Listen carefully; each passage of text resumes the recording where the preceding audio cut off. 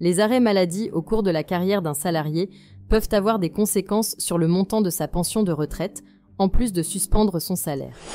Lorsqu'un employé est en arrêt maladie, son salaire et ses cotisations sont interrompus.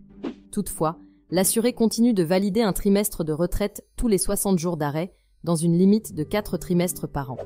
Cependant, les indemnités journalières versées par l'assurance maladie ne sont pas incluses dans le calcul de la pension de retraite.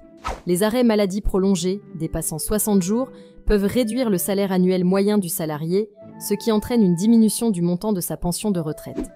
Cette réduction est particulièrement notable pour les salariés en fin de carrière, où un arrêt prolongé, d'une durée d'1 an ou plus, peut avoir un impact significatif. Malgré ces interruptions, les arrêts maladie n'entraînent pas un report automatique de l'âge de départ à la retraite, sauf pour les salariés souhaitant partir plus tôt dans le cadre d'une carrière longue.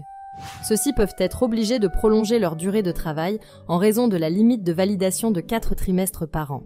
Concernant la retraite complémentaire, les arrêts maladie n'ont pas d'effet direct sur son calcul.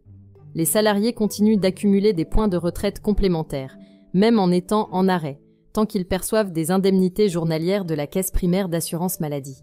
Toutefois, le nombre de points attribués ne peut pas dépasser celui accumulé l'année précédente sans arrêt maladie. Enfin, pour les salariés en fin de carrière en arrêt maladie, il peut être plus avantageux de reporter leur départ à la retraite. En effet, les indemnités journalières et complémentaires qu'ils perçoivent peuvent être plus élevées que le montant de leur future pension de retraite. Cependant, un arrêt maladie prolongé sans raison valable pourrait entraîner un licenciement pour abus. Ainsi, les arrêts maladie, bien qu'ils assurent une protection temporaire, peuvent avoir un impact à long terme sur le montant de la retraite, en particulier en ce qui concerne la pension de base, tandis que la retraite complémentaire reste relativement protégée. Si la vidéo d'aujourd'hui vous a plu, n'oubliez pas de vous abonner pour ne pas manquer nos prochaines vidéos.